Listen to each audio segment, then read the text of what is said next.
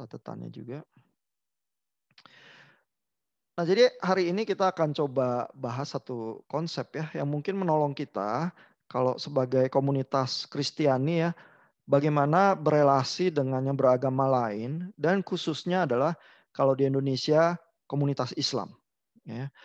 Jadi ini satu konsep saya ambil dari bukunya Luke Bretherton.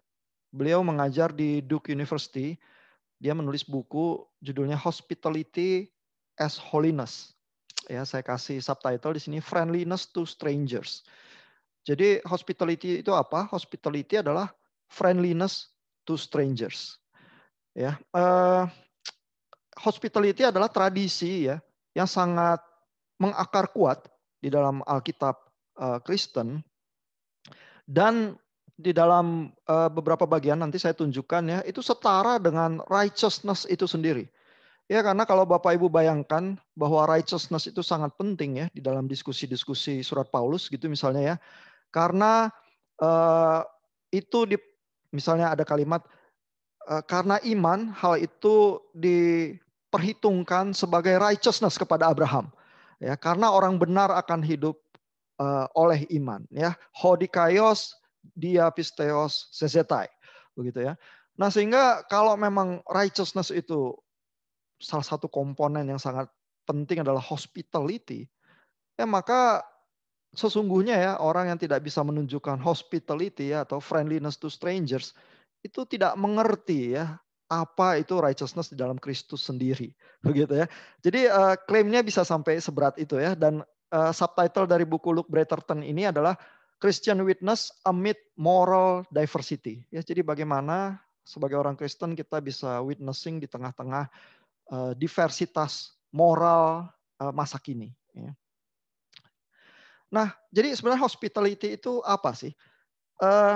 Di dalam bayangan beragama kita ya, sering kita itu punya semacam eh, bayangan tertentu tentang holiness. Ya, bahwa kekudusan itu adalah kita me, memagari diri kita supaya kita tidak bersentuhan dengan yang lain, yang strangers begitu ya, yang tidak kudus, yang kafir, karena persentuhan itulah kita akan jadi tercemar. Gitu. Nah, tetapi sesungguhnya Yesus dan juga seluruh Alkitab ya, mungkin justru menunjukkan visi yang berbeda. Ya ini satu gambar Jesus healing the bleeding woman. Ya, ini diambil dari catacombs pemakaman kuno ya abad ke-4 sesudah Masehi. Nama pemakamannya Marcellinus and Peter menggambarkan salah satu perikopnya ini dari Matius 9 ya ayat 20 sampai 22 yaitu perempuan yang sakit pendarahan itu berusaha memegang ujung jubahnya Yesus karena dia yakin kalau saya pegang ujung jubahnya itu terus saya akan sembuh begitu ya kata si wanita yang pendarahan itu. Ini kisah yang sangat terkenal ya. Nah, tetapi kisah ini ya menggambarkan kekudusan itu yang berbeda. Ya, kekudusan itu justru sangat kuat dan justru menular ya kepada yang kotor. Yang digambarkan di dalam kisah ini adalah perempuan yang sakit pendarahan. Ya karena perempuan yang sakit pendarahan dalam kisah-kisah di Perjanjian Lama dan seterusnya itu ada kenajisan tersendiri ya, dia tidak tahir, tidak boleh misalnya melakukan ritual-ritual di bait Allah dan lain sebagainya gitu ya. Nah, tetapi perempuan yang sakit pendarahan ini tidak takut kepada kekudusan dan begitu dia menyentuh jubahnya Yesus itu tiba-tiba Yesus merasa ya seolah-olah ada kuasa yang mengalir keluar begitu ya dan yang menyembuhkan si wanita itu. Ya, jadi kekudusan yang digambarkan Yesus di sini begitu kuat. Kalau bersentuhan dengan strangers, bersentuhan dengan yang asing, bersentuhan dengan yang tidak tahir, yang kotor sekalipun, justru kekudusan itu yang menular. Ya, bukan kekafiran atau kenajisan itu yang menulari kita. Nah, jadi pertanyaannya ya buat kita adalah atau buat Bapak Ibu ya yang meyakini iman Kristiani ya, apakah kekudusan yang kuat semacam itu yang dihayati juga atau melainkan sebenarnya kita hidup di dalam ketakutan ya yang berusaha memagari diri kita supaya tidak tersentuh yang asing, yang kafir, yang kita anggap kotor, yang kita anggap lain begitu ya sehingga kita itu bisa menepuk dada ya bahwa kita ini kudus, suci dan terpagari dari hal-hal yang bisa mencemari kita, ya. Tampaknya kekudusan yang digambarkan Yesus itu kekudusan yang kuat dan menular yang mungkin berbeda ya dengan holiness yang kita bayangkan. Nah, ini kisah lain ya, buat Bapak Ibu yang pernah studi PB2A juga sudah pernah mendiskusikan bagian ini, 1 Korintus 7, 12 sampai 14. Di situ ada satu polemik ya muncul, pertanyaan di jemaat Korintus, kalau seseorang sudah menikah ya dan terutama suaminya tidak beriman ya, karena Korintus itu kota Gentiles ya. Jadi bisa saja sudah menikah lalu tiba-tiba yang wanita percaya Yesus begitu. Nah, apa yang terjadi? Apakah harus dicerai? Begitu pertanyaannya. Dan ini jawaban Paulus ya terhadap problem itu. Dan khususnya Paulus, misi dia memang eh, melakukan penginjilan ya kepada komunitas yang tidak percaya ya, Gentiles begitu ya. Dan jawaban Paulus adalah kalau ada seorang istri bersuamikan yang tidak beriman, dan kalau kita ingat ya di dalam masyarakat yang patriarki, istri itu lebih sulit ya karena istri harusnya ikut suami, nggak ada pilihan lain ya, dia harus tunduk ya kepada yang adalah suami, yang adalah tuannya ya, so to say begitu ya. Nah, jadi ini sangat menyulitkan ya buat wanita di masa itu ya, kalau dia tiba-tiba percaya Yesus begitu ya, terus suaminya enggak ya. Tapi nasihat Paulus adalah ini, kalau suaminya tidak beriman dan laki-laki itu mau hidup bersama-sama dengan dia, jangan ia menceraikan laki-laki itu. Ya. Nah, lalu Paulus membuat alasan teologis, ya, yang tampaknya sejalan dengan pikiran dan kelakuan Yesus. Ya. Nah, alasannya adalah karena suami yang tidak beriman itu dikuduskan oleh istrinya. Dan istri yang tidak beriman itu dikuduskan oleh suaminya. Andai kata tidak demikian, niscaya anak-anakmu adalah anak cemar. Tetapi sekarang mereka adalah anak-anak kudus. Ya, jadi seolah-olah Paulus tuh menggambarkan ya bahwa di dalam hubungan suami istri itu yang juga melibatkan hubungan seksual ya, eh, terjadi interaksi yang saling menguduskan. Ya, tidakkah suami yang tidak beriman itu dikuduskan oleh istrinya? Jadi nggak perlu dicerai. Memang Paulus memberikan jalan alternatif juga ya. Kalau memang suaminya tidak mau lagi hidup dengan istrinya, ya silakan. Boleh ya. Tapi jangan sampai eh, wanita Kristiani ini yang menceraikan. Ya, kalau laki-laki itu masih mau tinggal bersama-sama dia walaupun dia Kristiani begitu ya. Kamu jangan ragu-ragu ya, jangan menceraikan dia. Begitu ya, karena yang tidak beriman itu akan dikuduskan oleh pasangannya. Jadi kekudusan itu kuat, kekudusan itu menular, kekudusan itu lewat satu relasi itu akan saling menguduskan. Ya. Nah, pertanyaannya tentu buat komunitas Kristiani, apakah menghayati kekudusan yang semacam itu? Sehingga tidak perlu ada ketakutan ya untuk interrelasi dengan komunitas yang lain, misalnya komunitas Islam ya. Karena kalau di dalam relasi itu memang hidup di dalam kekudusan dan kekudusan di dalam Kristus itu benar sekuat itu dan benar semenular itu begitu ya, maka akan terjadi kesembuhan-kesembuhan lewat relasi itu ya. Nah, eh, tapi Alkitab tuh sebenarnya sangat mengakar ya konsep tentang hospitality itu. Jadi hospitality ya memberikan ruangan ya untuk stranger begitu ya. Itu muncul ya dalam berbagai kisah-kisah Alkitab. Bahkan di Lukas ada satu parabel yang bilang, loh kalau ada temannya tetangga malam-malam ketok pintu minta roti begitu ya. Karena dia ada kedatangan tamu gitu dari jauh dan dia tidak punya makanan begitu ya. Apakah orang rumah itu sampai tidak tahu diri dan tidak memberikan roti? Gitu ya. Jadi kalau nggak hospitable ya, di zaman kuno itu tidak bisa diterima. Itu sama seperti orang nggak tahu adat. Ya, orang tidak tahu apa virtue ya, kebaikan. Bahkan bisa dianggap tidak bermoral begitu ya. Karena kok tidak punya empati ya terhadap stranger yang kesulitan di tengah jalan, tidak ada makanan begitu ya. Nah, sehingga di Ibrani 13 ayat 2 ini muncul ayat semacam itu ya. Do not neglect to show hospitality to strangers. Ya, ini kata Yunaninya philoxenia. Ya, kalau diterjemahkan harfiah ya, literally artinya adalah friend to stranger. menjadi teman untuk yang asing.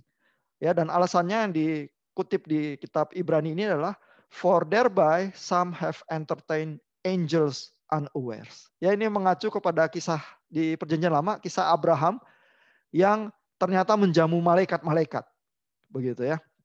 Nah, jadi kalau kita memberikan ruangan ya kepada stranger ya, hospitality itu kalau kita menjamu orang ya, makan di rumah kita ya, itu kan kita tidak perlu sepaham dulu dengan dia baru dia boleh makan di rumah kita, ya. Nah, justru stranger itu kalau benar-benar stranger kemungkinan besar dia nggak sepaham sama kita. Ya, tetapi karena dia nggak sepaham itu, karena itu uncomfortable relasi itu dan kita menunjukkan kebaikan ya, generosity begitu ya, membuka ruangan untuk dia boleh masuk ke dalam rumah kita dan makan begitu misalnya ya. Nah, itu yang digambarkan sebagai filosenia di sini dan memenuhi lembar-lembar Alkitab kita juga. Ya. Nah, ini juga ya ayat lain ya dengan sangat kuat menghadirkan nuansa hospitality ini ya. Di dalam kisah ini Matius 25 ayat 35 ya, bahkan settingnya adalah setting akhir zaman. Ya, sehingga kalau Bapak Ibu ingat ya, di situ ada kambing dan domba yang dipisahkan begitu ya. Yang satu akan dibuang ke dalam api dan yang lain akan beroleh hidup yang kekal begitu ya. Tapi lalu di dalam kisah ini ya ada kalimat-kalimat yang mengatakan, loh pada saat saya lapar, saya haus, kamu memberi saya minum. Ya, dan domba-domba itu kebingungan, loh kapan Yesus kami melihat kamu haus dan lapar dan tidak berpakaian dan di dalam penjara. Begitu ya. Lalu jawaban Yesus adalah, apa yang kamu lakukan untuk saudara yang paling rendah ini, kamu telah melakukannya untuk aku. Oh ya, tapi ini settingnya akhir zaman nih. Ya, jadi kita tuh nggak bisa main-main ya dengan ayat-ayat yang semacam ini ya. Seolah-olah Matius mau bilang, ini ya kalau kita melakukan hal-hal semacam ini, hospitality semacam ini adalah soal keselamatan nih. Karena ini adalah soal pemisahan antara kambing dan domba. Yang satu dibuang ke dalam api, yang satu nanti karena dia paham ya, bagaimana hidup di dalam iman dan righteousness Yesus itu, dia akan beroleh hidup yang kekal. Begitu ya. Nah, ini mencakup juga konsep hospitality itu yang ada di sini. Ya, sehingga hospitality itu memang Alkitab tuh gambarkan sebagai holiness dan sebagai righteousness sebenarnya. Ya. Nah, ini misalnya ayat-ayat juga ya dari surat-surat Paulus ya. Roma 12 ayat 13 ya. Bantulah dalam kekurangan orang-orang kudus dan usahakanlah dirimu untuk selalu hospitable ya, memberikan tumpangan ya. Buat kita di zaman modern yang cenderung individualis ya, ini kayak hal sepele gitu ya. Tapi buat masyarakat kuno yang kalau di tempat asing itu bisa tiba-tiba menghadapi mara bahaya sangat banyak ya, memberikan tumpangan itu satu kebaikan tertinggi ya di dalam pemahaman moralitas seseorang begitu ya. 1 Timotius 3 ayat 2 juga ya. Tentang pemilihan penilik jemaat ya. Harus yang tidak bercacat. Suami dari satu istri ya, dapat menahan diri, bijaksana, sopan, suka memberi tumpangan. Ya, jadi suka memberi tumpangan ini levelnya adalah sama tingginya dan sama pentingnya dengan bijaksana. Sama tingginya kalau kita menganggap suami dari satu istri itu penting. Begitu ya, dan tidak bercacat begitu ya. Ini suka memberi tumpangan termasuk di bagian ini begitu ya. Jadi buat masyarakat kuno ini luar biasa vital. Buat masyarakat modern terlalu sering diabaikan. Ya. Nah, ini di perjanjian lama ya. Kata-kata ya yang menggambarkan misalnya charity ya. Itu di bahasa Ibrani kata yang dipakai sedekah. Ya, itu juga bahasa Ibrani sangat dekat ya dengan bahasa Arab dan akhirnya juga diwarisi ya. Kita kalau dengar kata sedekah kita langsung ngerti ya apa yang dimaksud begitu ya. Tapi zedek itu sendiri ya, itu artinya justice dan righteous. Ya, sehingga gambaran-gambaran itu yang diwarisi di Perjanjian Baru. Kalau kita ngomong ya misalnya secara doktrinal, systematic theology, justification by faith alone. Itu kita lagi ngomong justice nih. Kita lagi ngomong di kayu sune itu. Ya, kita lagi ngomong bahwa seseorang itu dianggap benar atau tidak di hadapan Allah, ya, righteous atau tidak. Kalau orang memahami hal-hal semacam ini, ya. Lalu ada istilah misalnya ger sedek, ya, righteous proselytes. Nah, ini adalah orang-orang yang memang setelah disunat ya langsung dianggap convert kepada Yahudi. Tapi istilahnya itu orang yang righteous ya, tapi karena dia convert ke Yahudi. Tetapi Alkitab juga punya ya kisah-kisah seperti Cornelius, karena dia prajurit Romawi, dia mungkin jadi tidak bisa disunat begitu ya. Tapi dia itu sangat simpatik ya terhadap komunitas Yahudi ya, dan ditulis sebagai God-fearer, ya simpatisan Yahudi tetapi tidak disunat, sehingga kalau tidak disunat tidak dianggap full convert begitu ya. Jadi bangsa Yahudi sendiri ya punya semacam ruangan buat orang yang mungkin dianggap technically kafir karena tidak disunat ya, tetapi punya istilah sendiri yaitu God-fearer. Ya, orang-orang ini dianggap righteous karena mengerti ya righteousness dan justice yang dari Tuhan itu, dan bagaimana hidup sebagai orang yang saleh begitu ya, karena mereka takut akan Tuhan. Jadi konsep hospitality itu ya, itu terkait dengan ini semua. Sehingga kalau kita mau klaim dengan sangat keras ya, justification, kalau ada komunitas Kristen yang mengklaim kita tuh justice, benar, righteous, tetapi tidak berhasil ya menunjukkan hospitality ya terhadap strangers. Dan dalam hal ini kalau kita hidup di Indonesia adalah terhadap komunitas Islam kali yang banyak, tentu ada komunitas Hindu dan Buddha juga begitu ya. Maka sebenarnya kita tuh nggak mengerti the heart of Christianity. Kita nggak ngerti jantungnya dari righteousness itu seperti apa. Ya karena seluruh Alkitab itu menggambarkan hal-hal ini. Ya, yang tidak lain adalah hidup di dalam keselamatan itu sendiri. Begitu ya, di dalam gambaran-gambaran Alkitab itu seperti itu. Nah, sehingga Luke Bretherton itu menulis ya hal ini ya. Hospitality as holiness. Ini saya kutip dari bukunya ya. Jesus relates hospitality and holiness by inverting their relations. Hospitality becomes the means of holiness. Jadi kalau kita terbuka ya, memberikan ruangan terhadap yang lain, itulah caranya menjadi holy. Itulah righteousness itu sendiri. Ya, karena it is in Jesus hospitality of pagans, the unclean and sinners that his own holiness is shown forth. Ya, jadi kekudusan itu menular justru karena mempraktekkan hospitality di tengah-tengah yang dianggap kotor, di tengah-tengah yang dianggap najis ya. Dan Yesus menunjukkan kekudusan yang semacam itu. Jadi hospitality bukan lawannya kekudusan. Hospitality adalah jalan menuju kekudusan itu. Ya. Instead of sin and impurity infecting him, it seems Jesus' purity and righteousness somehow infects the impure. Impure, sinners, and the Gentiles. Ya, jadi itu kata-kata dari Luke Bretherton. Sehingga semua komunitas Kristen ya yang beraspirasi untuk hidup kudus, hidup saleh, sungguh-sungguh menghidupi apa yang dipahami sebagai righteousness dan justification di dalam Kristus ya, harus mempraktekkan hospitality. Karena Alkitab bilang hal-hal semacam ini. Ya. Nah, tentu jadi pertanyaan ya, apa masalahnya ya yang secara psikologis kita alami ya, sehingga kita tuh bisa kesulitan ya mempraktekkan hal-hal semacam ini ya. Tentu buat Bapak Ibu yang kuliah di STTRI tidak asing ya dengan stages of faith dari Fowler ya. Karena kita juga mendalami satu bagian dari psikologi sebagai aspek dari kehidupan beriman kita ya. Kehidupan beriman tidak pernah kita pahami satu dimensi begitu ya. Tapi ada aspek psikologis juga. Nah, kenapa sikap keterbukaan ini jadi sangat sulit? Karena biasanya komunitas beriman itu ya menurut stages of faith sering stuck hanya di level sintetik konvensional, iman remaja ya, dan iman remaja itu sangat terpengaruh kepada kelompok. Ya jadi kalau dia hidup di dalam kelompok-kelompok yang cenderung tertutup, cenderung curiga dengan yang di luar pagar-pagarnya dia begitu ya, maka dia akan mengambil nilai-nilai itu ya dan menjadi naik ke level iman yang lebih tinggi, yang individuatif reflektif, itu susahnya minta ampun. Ya.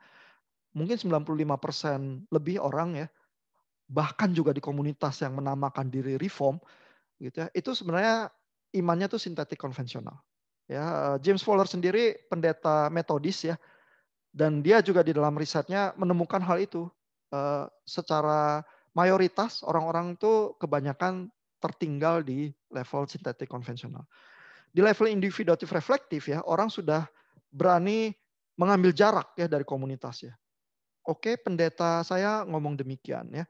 Bahkan komunitas saya percaya hal-hal ini. Tapi mungkin yang saya percaya agak beda. Saya bergulat secara pribadi dengan ayat-ayat firman Tuhan itu. Saya bergulat secara pribadi dengan Tuhan ya. Tuhan sebenarnya bicara apa dengan saya? Walaupun komunitas saya mengertinya itu, tetapi siapa tahu Tuhan itu punya panggilan yang khusus terhadap saya, yang khusus buat diri saya sendiri begitu ya. Sehingga orang-orang yang semacam itu tuh berani ya keluar dari kotak-kotak pemahaman komunitasnya ya dan menghampiri Tuhan ya secara pribadi. Nah itu level yang kebanyakan orang tuh nggak sampai ke situ ya karena kebanyakan orang mungkin hanya mencari persetujuan dari kelompok dan komunitasnya saja begitu ya. Nah tapi yang benar-benar bisa terbuka ya terhadap yang dianggap orang luar ya itu adalah yang di level konjungtif. Itu susahnya minta ampun ya. Dan sedikit sekali orang yang sampai level itu ya. Karena mungkin biar bagaimanapun kita tuh tetap ya ada rasa risih, takut, jeri berhadapan dengan kelompok yang dianggap di luar kelompok kita. Begitu ya. Nah orang-orang yang di level konjungtif itu udah bisa ya melampaui hal-hal semacam itu. Bisa melihat paradoksitas pemahaman kebenaran ya. Mampu mengkritisi dirinya sendiri bahkan ketika berelasi dengan yang dianggap lain itu. Dan yang dianggap lain itu tidak selalu dihayati sebagai sesuatu yang mengancam dirinya, melainkan juga bisa memperkaya dirinya. Itu levelnya tuh konjungtif tuh ya di situ. Dan karena sangat sedikit orang yang bisa sampai level itu ya kebanyakan orang nggak bisa. Ya sehingga kita akan terus hidup di dalam pergulatan pertikaian kelompok ini dan hidup di dalam pluralitas kondisi agama di Indonesia mungkin tetap akan menjadi tantangan yang sulit sih buat kita. Ya. Jadi itu intro sedikit ya bahwa kita punya dasar Kristiani. Kenapa kita harus jadi hospitable, terutama terhadap strangers ya. Kalau hospitable terhadap teman sendiri kan itu gampang ya. Makan-makan, traktir teman itu gampang ya. Justru hospitable terhadap strangers itulah righteousness itu sendiri. Oke, ada pertanyaan, komentar dari Bapak Ibu? Silakan kalau ada.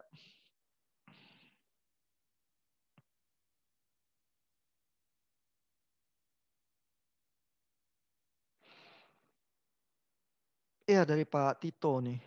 Kemarin nggak sengaja lihat ini di Nas Daily. Nggak tahu ini lebih ke culture Arab atau Islam ya dan apakah benar masih dilakukan di sana. Wah saya belum nonton ya. Bisa diceritakan singkat Pak Tito apa yang dilihat di sana?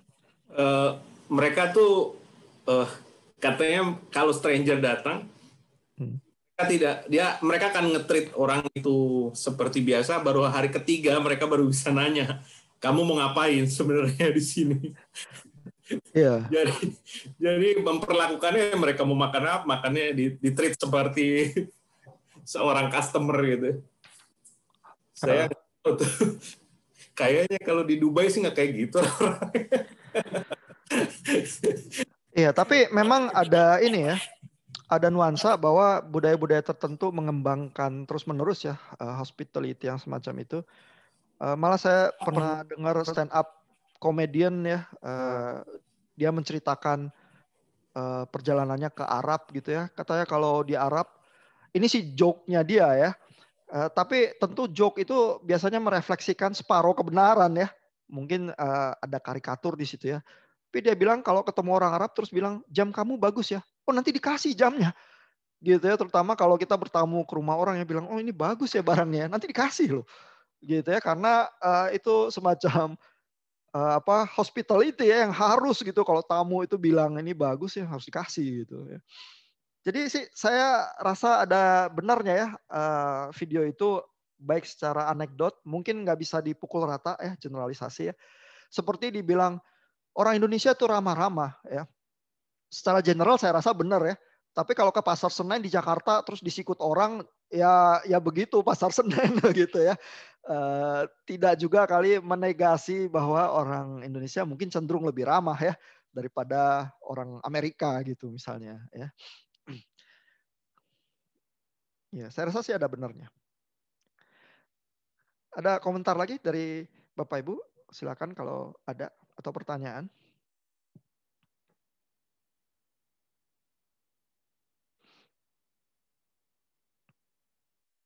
Ya, jadi saya sih berharap ya ada kerangka dasar visi Kristiani ya terhadap hospitality itu membebaskan kita ya untuk berelasi begitu ya, sehingga eh, kita itu tidak canggung ya berelasi dengan strangers ya, dan kita tidak perlu memaksakan orang setuju dengan kita dulu baru kita bisa berelasi gitu ya. Kita bisa kasih ruang hospitality itu ya, dan di dalam interaksi relasi itulah mudah-mudahan kekudusan itu menular begitu ya.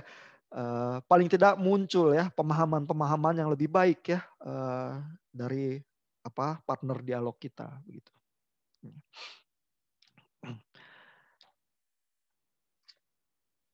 Ada pertanyaan, komentar sejauh ini? Masih aman? Mau tanya, ya.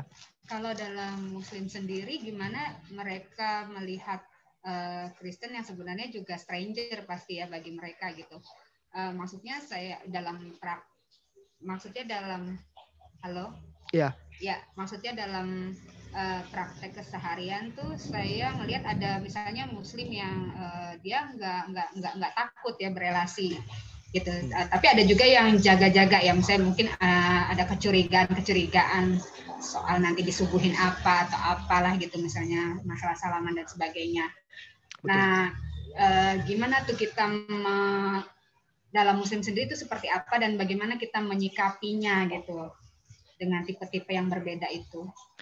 Ya, itu kita bahas beberapa ayatnya di dalam Islam, Kristen, Ketegangan dan Tautan yang part yang kedua itu ya.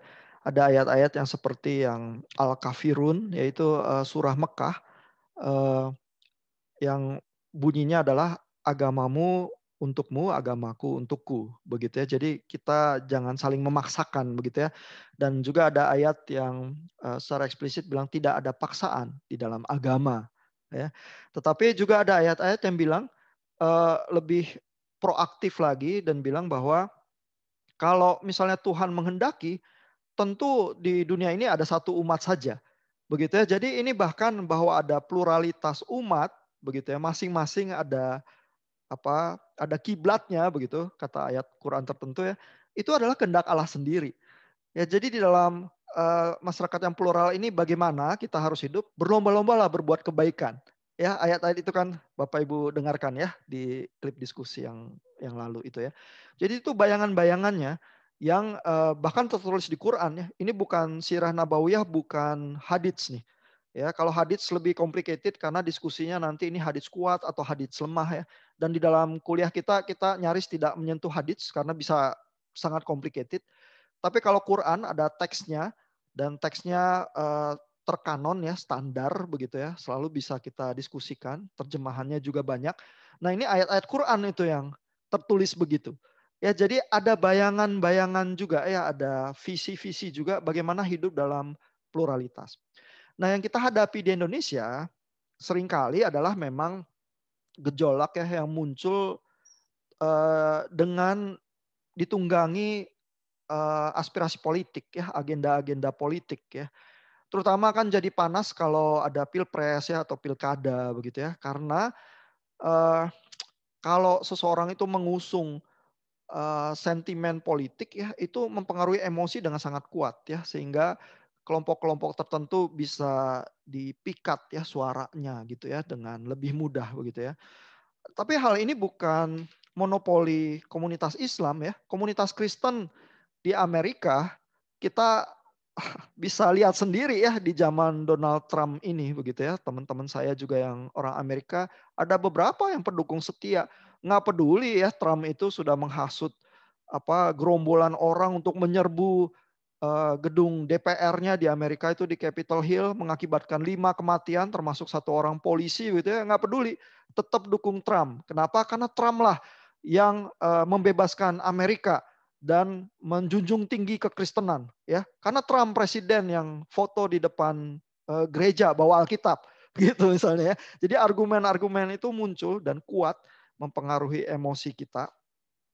Nah, sebenarnya di Amerika sendiri ya, itu ada semacam pembatasan-pembatasan ya, karena dari sisi undang-undangnya, dan ini juga yang jadi perdebatan ya dan kontroversi ya juga di kalangan komunitas Kristen ya. Di undang-undangnya sendiri ada tertulis bahwa tidak boleh ada perbedaan perlakuan atas dasar agama, seks, dan beberapa hal yang lain begitu ya. Ras juga termasuk ya. Nah, jadi kalau di ruangan publik begitu ya, misalnya di sekolah negeri begitu ya, guru itu tidak boleh berdoa karena nanti kalau siswanya itu tidak sama agamanya dengan gurunya, itu akan mengintimidasi karena dia pegawai negeri sipil ya, sebagai guru di sekolah negeri gitu, dia nggak boleh. Kalau sekolah privat nggak apa-apa ya, karena sekolah swasta boleh punya policy dan kebijakannya dia sendiri begitu ya. Nah, ini selalu juga jadi perdebatan ya, dan komunitas Kristen ada yang merasa ini Trump nih yang bikin kita boleh berdoa lagi. Padahal sih di DPR mau berdoa juga nggak apa-apa sih. Ya cuman di sekolahan dan jasa publik yang diberikan kepada umum harus dipastikan menurut undang-undang tidak boleh membuat diskriminasi terhadap ras, agama, dan seks begitu ya. Dan seks ini terakhir juga dikaitkan dengan orientasi seksual yang membuat diskusi dan debat ini jadi makin rumit begitu ya. Nah, jadi di kekristenan di negara-negara barat sering ada pembatasan ya antara state dan religion begitu ya. Di ruang publik biasanya dibuat supaya agak steril ya. Karena terutama Amerika punya sejarah mereka datang dari Eropa, dari zaman medieval itu di Eropa bunuh-bunuhan ya atas dasar agama begitu ya, sehingga mereka mungkin dengan pengalaman histori yang semacam itu berusaha membuat sebuah permulaan yang berbeda di Amerika. Ya yang sekarang banyak orang merasa mungkin itu kebablasan dan terjadi perdebatan yang sangat hebat. Di Indonesia kalau buat teman-teman dari komunitas Islam ya, Bapak Ibu juga baca ya sejarahnya di bukunya Pak Bambang Ruseno ya. Muhammad itu adalah bukan hanya pemimpin agama, dia juga seorang nabi dan rasul, dan juga seorang jenderal perang yang sangat berhasil ya, karena menguasai strategi perang yang membuat komunitasnya itu makin lama tambah besar ya. Sehingga di dalam sejarah Islam itu secara natural politik dan agama itu terlihat bersatu ya, integrated gitu ya. Kalau kekristenan for better or for worse gitu ya, kita tuh melihat batas-batas tertentu ya. Terutama kita juga punya trauma ya. Kadang-kadang komunitas Kristen mengklaim ya bahwa komunitas Islam itu penuh kekerasan ya, violence. Lihat aja ayat-ayatnya ya. Tapi di dalam diskusi yang sebelumnya kan saya tunjukkan Quran itu kompleks ya. Ada ayat-ayat juga yang sangat toleran, tetapi ada ayat-ayat juga yang memang ada unsur kekerasan di situ. Alkitab Kristen juga ya, terutama di Perjanjian Lama begitu menyerang tanah Kanaan misalnya, aturan-aturan yang dikatakan misalnya adalah habisi anak-anak dan wanita juga sekaligus begitu ya. Nah, jadi setiap zaman dan setiap konteks menyimpan ya kompleksitasnya masing-masing. Kalau kita mau menilai teks-teks kuno dengan konteks modern dan kriteria kita, seringkali kita kehilangan ya hal-hal itu. Misalnya gini ya, kalau kita mau bayangkan ya konteks di mana bunuh-bunuhan itu jadi masuk akal ya, kita bisa bayangkan misalnya situasi kalau kita hidup di Bronx ya, di New York City misalnya ya, kelompok mafia ya yang mungkin saling berperang ya, dan terus saling berusaha menguasai jalur perdagangan narkotika atau apa begitu ya. Kelompok-kelompok mafia di Italia kan juga gitu ya, Bapak Ibu bisa nonton film-film Hollywoodnya lah, The Godfather apa begitu ya, yang juga sangat terkenal dapat Oscar ya. Nah di film-film yang begitu ya, kelompok mafia itu digambarkan seringkali ya bukan tanpa nilai-nilai. Ya mereka tuh ada nilai-nilai tersendiri ya, harus ada hal yang bisa dihormati di jalanan itu ya. Kalau nggak mau terbunuh begitu saja dengan sia-sia begitu ya. Dan salah satu hal yang menjadi semacam pola umum, nilai yang dianut adalah kalau kamu bunuh anak buah saya besok harus bunuh juga anak buah kamu. Ya, kenapa? Karena kalau enggak, kalau ada agresi semacam itu begitu ya, terus kita nggak berespons, nggak bertindak ya, besok kita dihabisi semua, gitu ya. Nah, logika-logika semacam itu ya di dalam perang-perang suku itu jadi masuk akal, gitu ya. Dan di dalam situasi semacam itu juga ya, berarti kalau kamu mau menghabisi kelompok yang satunya, habisi sampai tuntas, begitu ya. Kalau enggak, nanti sisanya itu akan menghabisi kita balik, gitu. Karena itu udah hukumnya, begitu ya. Di kerajaan-kerajaan Tiongkok kuno gitu misalnya. Kalau Bapak Ibu nonton film Samkok dan lain sebagainya gitu ya, suka ada pergulatan terhadap tahta. Ya siapa yang berhak ya, putra mahkota yang mana begitu ya. Lalu kalau ada putra mahkota yang berbakat tapi dia anak haram dan lain sebagainya, dia di exile tuh, dibuang ke kota lain. Begitu ya, supaya dia nggak mengancam tahta begitu ya oleh garis keluarga yang mungkin ambisius begitu ya. Nah, tapi kalau si ini ternyata berambisi ingin merebut tahta begitu ya, terus dihabisi ya, habisi sampai habis semuanya, karena nanti kalau enggak sisanya akan membalas dendam dan akan mengklaim tahta itu ya. Nah, kalau Bapak Ibu baca Alkitab ya, lihat nasihatnya Daud kepada Salomo ya waktu diranjang kematiannya. Ya dia bilang ya, pesan satu-satu nasihat, kamu habisi yang itu, ya bunuh itu Yoab, ya bunuh itu Simei. Begitu ya, karena kalau enggak kerajaan kamu tuh nggak bisa bertahan. Ya apalagi ini Salomo masih sangat muda. Begitu ya. Nah, jadi logika-logika semacam itu ya di dalam konteks kehidupan masyarakat tertentu itu jadi masuk akal. Nah, tentu kalau kita duduk-duduk di meja begini aja ya, diskusi teologi terus baca kitab dengan tenang bukan dalam suasana perang ya. Kita dengan mudah ya bilang bahwa oh, ini teks ini kekerasan begitu ya. Tapi coba kita hidup di dalam situasi peperangan suku di Jazirah Arab. Ya, baru kita menyadari misalnya ketika kelompok Muhammad itu tambah besar ya, dia tuh mengakibatkan perdamaian ya buat komunitas-komunitas yang di bawah perlindungan sayapnya Muhammad. Ya, tentu ada pajak yang dibayarkan dan seterusnya yang jadi sumber pertikaian juga begitu Muhammad nggak ada ya. Khalifah-khalifah itu jadi dipertanyakan ya, kenapa kita harus bayar pajak lagi? Begitu ya, sehingga terjadi banyak perselisihan juga ya. Dan kalau kita baca di bukunya Pak Bambang Ruseno ya, setiap khalifah itu, Khalifah Abu Bakar, Umar, dan Utsman, tiga-tiganya tuh terbunuh matinya. Bukan mati dengan tenang ya. Jadi Bapak Ibu bisa bayangin situasi di Jazirah Arab itu seperti itu. Begitu Muhammad wafat, begitu ya, situasi itu jadi sangat turbulen lagi. Sehingga 3 khalifah yang dianggap sebagai penerus itu terbunuh semua. Sehingga kalau dibilang ya bahwa Muhammad itu menghadirkan kedamaian ya di Jazirah Arab, itu memang benar ya di dalam perspektif yang semacam itu, di dalam perlindungan komunitas Muhammad itu ada perdamaian.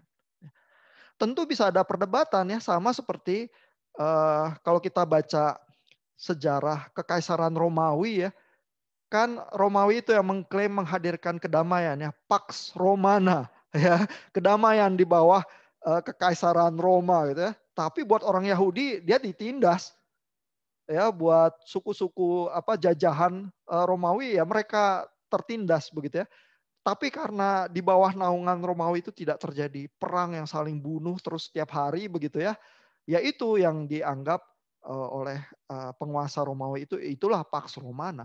Di bawah kekuasaan saya kamu bisa ke Bait Allah ya yang dibangun oleh Herodes itu ya, yang bekerja juga untuk kekaisaran Romawi gitu ya. Jadi di situ memang banyak paradoks ya, banyak diskusi dan perdebatan sulit begitu ya. Tetapi kita kalau membaca teks kuno dengan kriteria modern, kita bisa kesulitan menangkap ya nuansa-nuansa itu. Ya. Oke, ada komentar, pertanyaan? Silakan. Tanya mungkin, Pak. Ya. Saya mau nanya kalau dalam konteksnya Quran itu sesuai dengan yang tadi Bapak jelasin.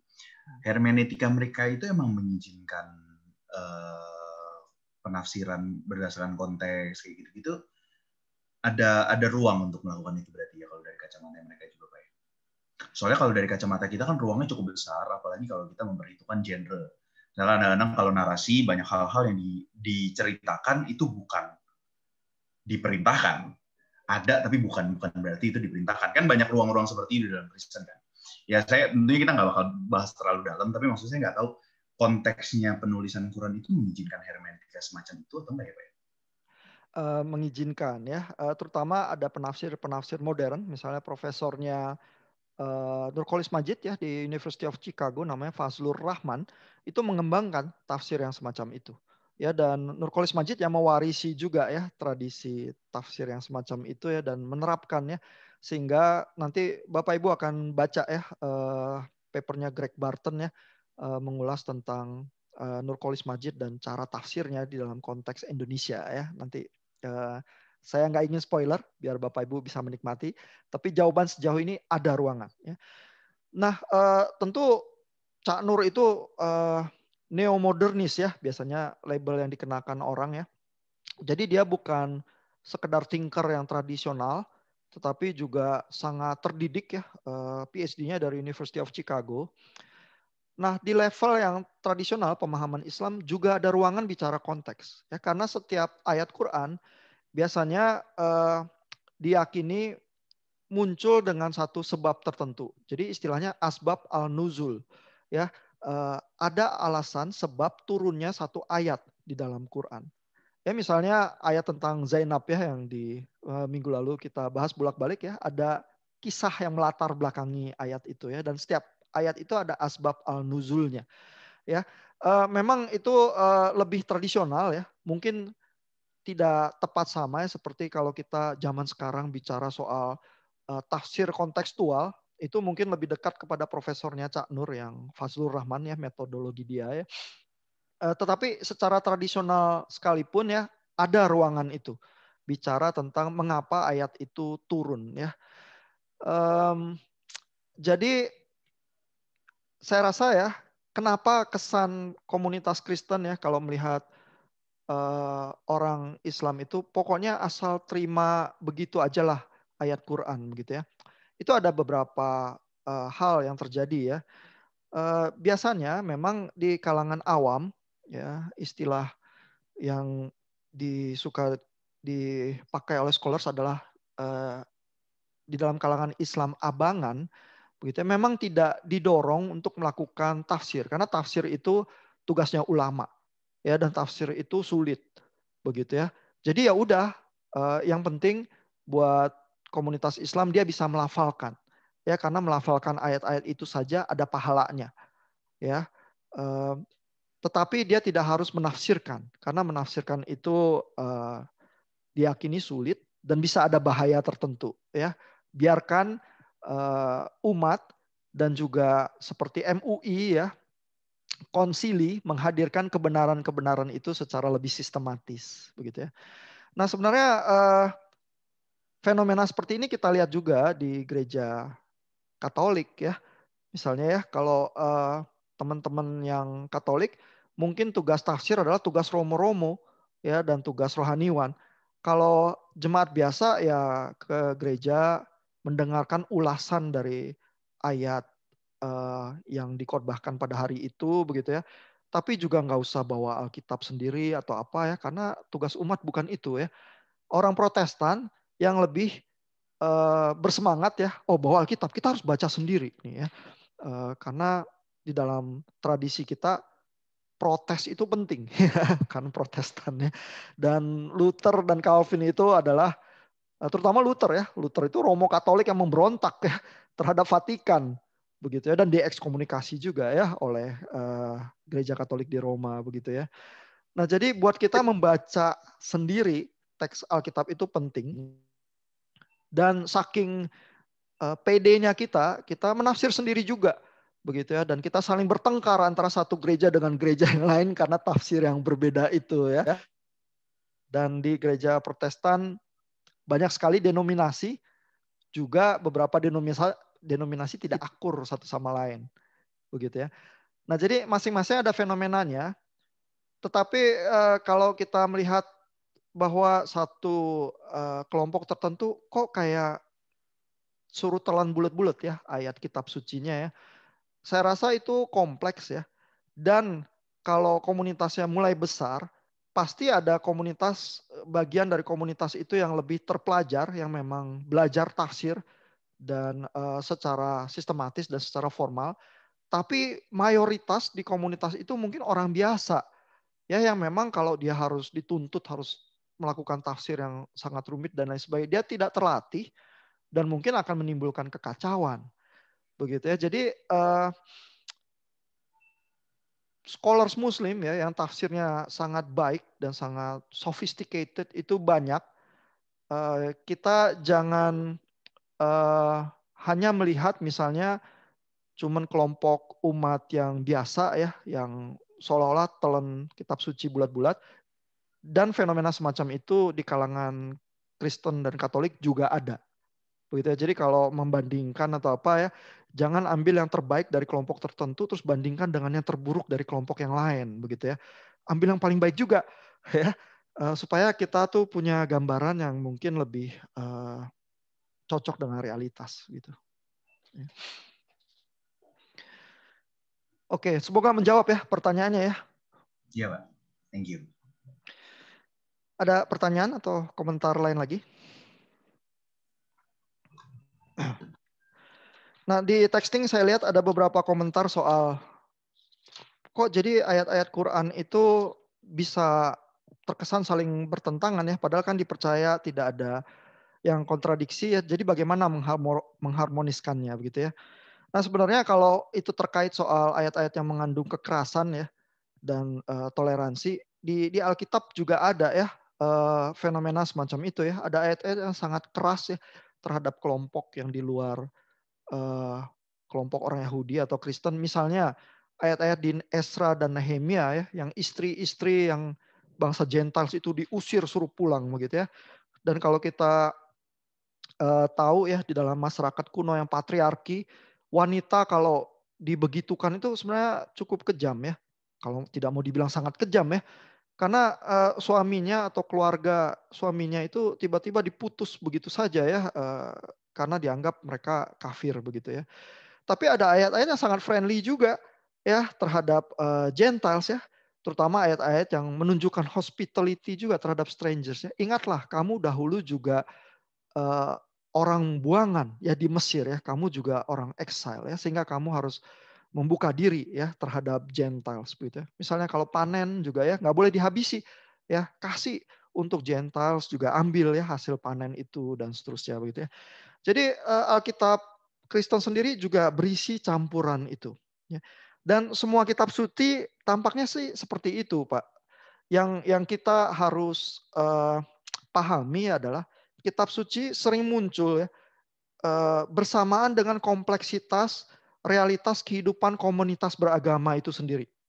Ya, jadi kalau kita lihat rupanya warna-warni kitab suci itu kompleks ya, berarti kita bisa menduga ya kehidupan di Jazirah Arab pada saat itu begitu kompleksnya. Ya, sehingga ada ayat-ayat yang bersahabat ya terhadap kelompok-kelompok Kristiani dan Yahudi, tapi ada ayat-ayat juga yang waspada dan bahkan juga kekerasan begitu ya. Di Alkitab juga begitu karena kehidupan orang Yahudi dan kelompok-kelompoknya juga dengan kekaisaran Roma dan kelompok yang dianggap Gentiles begitu ya, juga sedemikian kompleks. Ya, sehingga kalau kita baca kitab suci itu hati-hati, kita akan selalu melihat kompleksitas itu sih. Bagaimana mengharmoniskannya? Menurut saya cara terbaik ya memang kita harus pahami ya historical background-nya itu. Sehingga sebisa mungkin kita tuh tidak membaca kitab suci itu anakronistis ya, memakai kriteria modern kita. Terus kita kenakan ya kepada teks kuno ya. Tapi sedikit banyak anakronisme itu nggak terhindarkan ya. Karena kan kita hidupnya zaman sekarang ya. Pengalaman hidup kita membentuk ya horizon pandangan kita ya. Sehingga Hans Georg Gadamer yaitu filsuf dari Jerman yang mengatakan ya, sebenarnya tafsir itu ya, hermeneutik itu, pemahaman terhadap teks itu baru terjadi ya kalau horizon kita itu cukup luas ya, sehingga bisa overlap ya sama horizonnya teks begitu ya. Nah, kalau horizon kita sempit gitu aja ya, terus kita baca literal gitu ya, terus kita paksa praktekin juga aplikasi literal gitu aja, seringkali kita miss ya hal-hal itu ya. Tetapi kan memperluas horizon pemandangan itu kan sulit ya. Mungkin itu proyek seumur hidup ya, yang kita terus-menerus terbukti terlalu sempit ya. Karena kan memang kita ada pagar-pagar pengalaman hidup kita sendiri begitu ya. Nah, jadi saya rasa journey kita ya di dalam kita memahami baik Alkitab Kristen maupun dalam konteks kuliah kita adalah studi Islam ya, adalah kita tuh harus menolong diri kita ya supaya kita tuh bisa bertumbuh. Ya, kita itu harus menjalani kuliah ini sebagai bagian dari disiplin spiritual formation kita ya. Sehingga horizon kita itu membesar ya. Terus kita bisa ya mulai memahami hal-hal yang tadinya tertutup untuk kita dan bahkan memberikan hospitality juga untuk strangers gitu. Ada komentar lain, pertanyaan? Sampai sekarang perkembangan pemikirannya mereka seperti apa sih Pak tentang kekerasan sama keramah tamahan ini? Maksudnya kalau tadi, menurut saya soalnya saya bisa memahami sih perspektifnya Bapak ketika membandingkan dengan Alkitab, dan itu Alkitab juga ada perspektif seperti itu, iya. Dan realitanya sepanjang sejarah, Kristenan juga tidak sempurna, iya. Dan bahkan dalam hidup sehari-hari pun juga banyaklah yang berantakan, itu kita akuin lah semua. Tapi setidaknya secara konsep kita tidak memperdebatkan kita harus kasih atau enggak. Nah, menurut saya, yang saya mau tahu adalah secara konsep, dinamika perkembangan pemikirannya Islam itu sekarang sampai mana sih perihal dua ini dalam mereka menafsirkan kedua hal ini lah kira-kira. Ya, saya rasa komentar-komentar semacam ini ya bahwa kekristenan itu kan dasarnya kasih begitu ya. Itu kan jelas begitu ya. Sedangkan kalau di Islam mungkin dipertanyakan ya. Itu karena sejarah kekristenan itu sudah sangat panjang ya. Kita udah makan itu ya, pahit-pahitnya.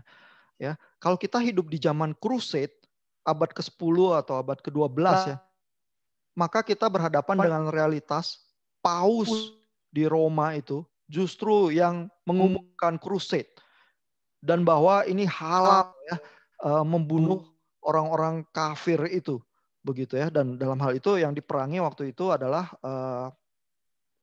komunitas Islam begitu ya. Tapi saking kacaunya peperangan Crusade abad ke-10 dan 12 itu yang diserang juga banyak orang Kristen itu di Konstantinopel yang jadi korban. Begitu ya. Dan hal-hal kekerasan semacam itu yang melegitimasi adalah paus sendiri, pimpinan tertinggi ya pada saat itu. Jadi kompleksitasnya sedalam itu, Pak. Kita sekarang ya bilang bahwa loh kan bukan jelas bahwa agama Kristen itu mengajarkan kasih ya. Di abad ke-10 dan 12 itu juga jelas, Pak. Tapi prakteknya tradisi yang diwarisi seperti itu. Gitu ya. Sehingga kompleksitas tafsir itu akan selalu tergantung dari bagaimana arus tradisi itu mempengaruhi pemikiran-pemikiran kita sih. Saya bisa memahami pandangannya Bapak, dan saya juga bukannya nggak setuju Pak. Cuma maksud saya pertanyaan saya adalah perkembangan pemikiran mereka sampai sekarang. Iya. Itu sebenarnya.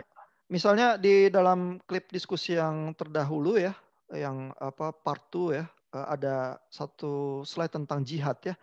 Ada jihad al-akbar ya. Jihad yang besar itu kata siapa? Said Hussein ya, scholarsnya itu bilang bahwa jihad itu bukan terutama dengan kekerasan ya, atau dengan mengangkat senjata ya. Walaupun bagiannya itu tidak didinai, tetapi al-jihad al-akbar itu adalah malahan dosa dan hawa nafsu. Begitu ya. Jadi ada pemahaman-pemahaman semacam itu ya, tafsir yang dikembangkan. Ya, yang mengambil jarak ya terhadap tradisi-tradisi yang mungkin menghalalkan kekerasan begitu.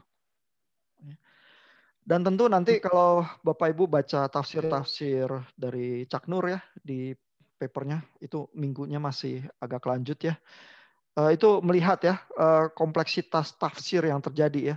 Apalagi nanti mungkin pada waktunya minggu itu nanti Bapak Ibu udah baca juga ayat-ayat Quran, udah familiar begitu ya. dan mulai bisa agak estimasi ya, sesusah apa sebenarnya tafsir itu dilakukan, pemahaman yang baru itu, dan seberapa sulit atau mudah itu diterima oleh jemaat ya. Sip, thank you Pak. Iya, tadi kita mulainya agak telat ya. Saya rasa Pak Yohanes Chin udah mesti kelas yang lain ya. Nggak ada kelas lain sih Pak hari ini. Oh, nggak ada kelas lain. Oke. Kita kan juga jadwal resminya kelarnya 16 berapa ya? 16.10. 16. Oh iya. Memang saya yang membatasi aja supaya Teams itu tidak terlalu menguras energi ya kalau lebih dari 1 jam. Mungkin saya mau komentar ya Pak. Boleh, Pak. Relasi Islam Kristen ya. Biasa relasi ini tuh juga bukan sekadar relasi lintas religius ya, tetapi justru lebih diwarnai oleh power play justru ya, karena ada dinamika mayoritas minoritas seperti itu. Lalu relasi ini juga selain power play mayoritas minoritas juga mengambil angle itu juga postkolonial di situ. Jadi memang sudah ada segregasi di sana, dan jadi segregasi dari masa kolonial, habis itu kita masuk ke zaman kemerdekaan ini tuh jadi kayak ada disequilibrium yang sampai sekarang tuh kayaknya belum stabil gitu. Nah, jadi identitas agama itu tuh saya rasa ya kalau kita melihat Al-Qur'annya sendiri gitu ya, dan kita melihat realita di lapangan itu justru ruang lingkup agama itu justru hanya di pinggir-pinggir gitu. Lebih kental itu dinamika power play ini sama dinamika postkolonial di sini jadinya. Sehingga kalau kita mau berkata ya, misalkan dalam tataran praktis kehidupan bermasyarakat, mungkin ya diskusi antar agama itu nggak terlalu signifikan gitu. Tetapi kalau kita mau benar-benar menjadi orang yang memegang lebih berintikan pada agama, nah mungkin itu masih ada harapan tuh untuk kehidupan sosialnya ya.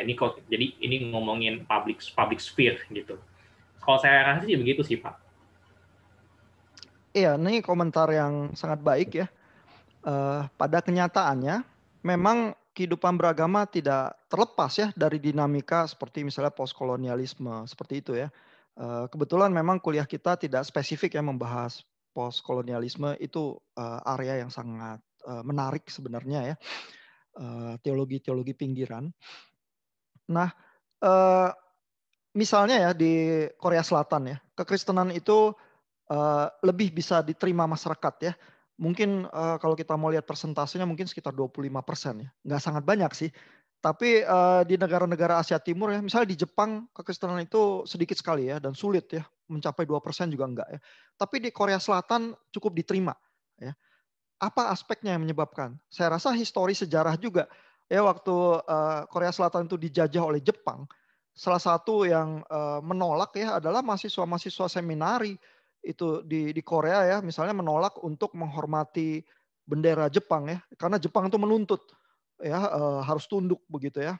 Nah, jadi aspek bahwa kekristenan itu dianggap membebaskan ya South Korea bahkan dari tekanan penjajahan itu ya.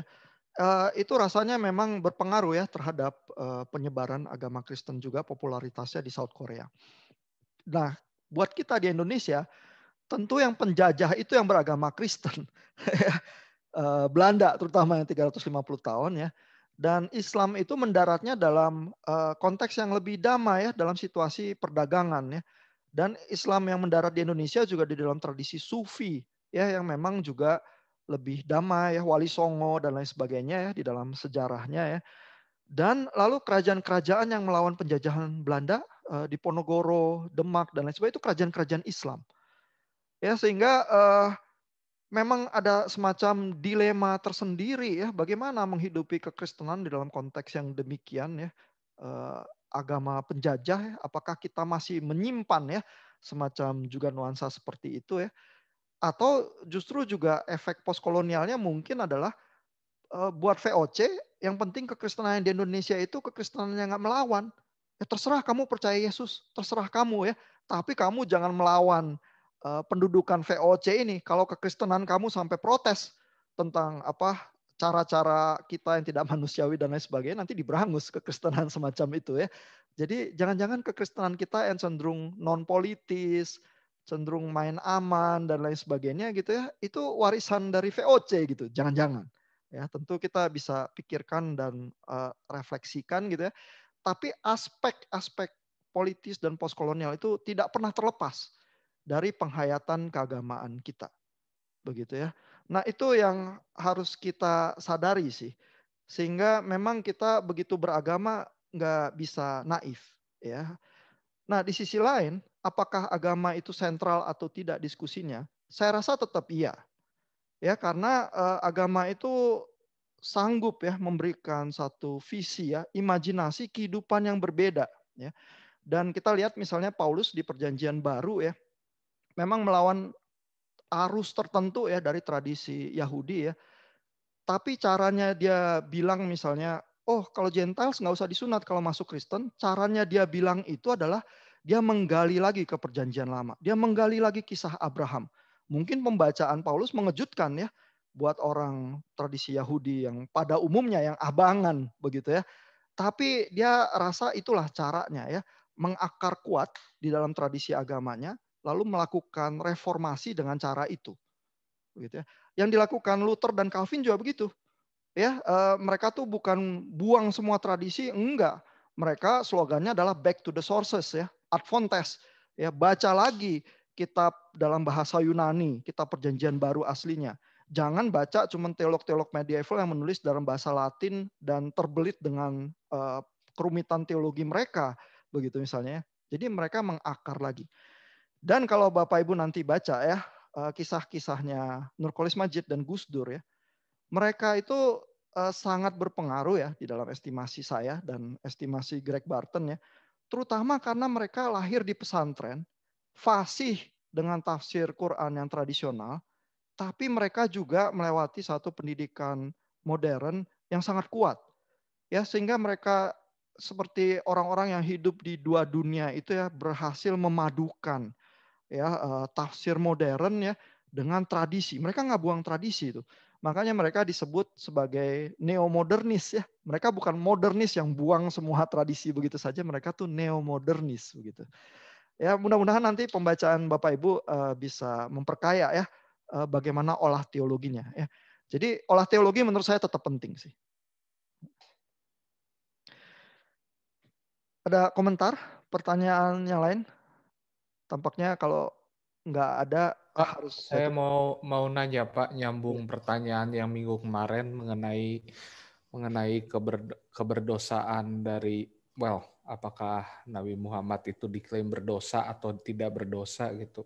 Yeah. Nah di video yang kedua kemarin kayaknya Pak Ihan ada menyinggung ya, cuman kayaknya nah itu saya menangkap singgungannya kayaknya kurang tajam gitu. Jadi di video itu Pak Ihan kan ada menyebutkan bahwa emang nabi-nabi itu nggak pernah diklaim sinless kan. Tapi saya menangkap kayak Pak Ihan ada ngomong sepertinya kalau untuk Muhammad tuh different story gitu. Karena ada apa ya, lagi kecil itu tuh dia, saya lupa istilahnya, dibebaskan dari setan atau apa ya. Jadi ada kisah jantungnya itu dikeluarkan, dibersihkan, terus dimasukkan lagi ya. Nah itu kisah semacam itu munculnya di sirah ya. Dan kalau kita mengerti kompleksitas pemahaman Islam ya, bahwa bukan cuma Quran, Quran is okay, tapi ada juga diperkaya dengan sirah dan hadis ya. Dan kompleksitas itu tampaknya mendorong pemahaman umum yang tradisional bahwa Muhammad itu jadi tidak berdosa. Karena hatinya udah dibersihkan itu sih. Efek tafsir dari cerita sirah itu. Dan Pak Bambang Ruseno kan di bukunya juga menuliskan ya, atau nanti mungkin di chapter yang minggu depan justru ya, Bapak Ibu nanti bisa baca sendiri ulasan Pak Bambang ya terhadap poin itu ya, kenapa akhirnya Saya rasa saya justru kutip dari Pak Bambang sih, nanti bisa dicermati ya. Jadi memang kompleksitas pemahaman itu bukan cuma muncul di Quran ya, tapi karena ada cerita-cerita sirah dan hadis juga yang diramu ya, dan diwarisi di dalam tradisi-tradisi masyarakat Islam ya. Sehingga saya rasa kalau Bapak Ibu tanya ya teman yang Islam ya, yang biasa ya, teman bukan yang ulama ya atau scholars gitu ya, ditanya apakah Muhammad itu hatinya bersih dan tidak berdosa, besar kemungkinan jawabannya iya sih. Karena itu yang secara tradisional dipahami. Ya dibanding misalnya jawaban teknis bahwa oh enggak kok secara teknis nabi-nabi itu berdosa ya, kalau kita baca di Quran juga begini. Saya rasa jawaban itu lebih jarang muncul ya. Coba aja Pak, kalau punya teman yang Islam boleh ditanya Pak. Nggak punya ya? Oh berarti tugas dari mata kuliah ini adalah cari Pak teman. Setidaknya di dalam satu semester ini punya satu teman Pak yang bisa diajak bicara. Ekstra kredit ya Pak? Iya, ekstra kredit Pak.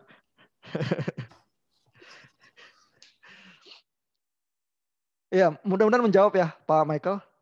Tapi jawaban dari teman itu mungkin yang lebih final ya, mungkin lebih memuaskan. Ada pertanyaan, komentar lagi dari Bapak Ibu yang lain?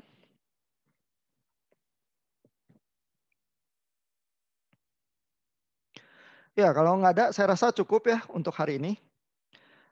Jadi kita ketemu lagi minggu depan untuk bahas diskusi materi minggu depan, dan nanti malam kita tunggu ya servisnya dari Bu Fani dan Pak Rainer. Ya, terus kita nikmati simulasinya sampai besok malam. Ya.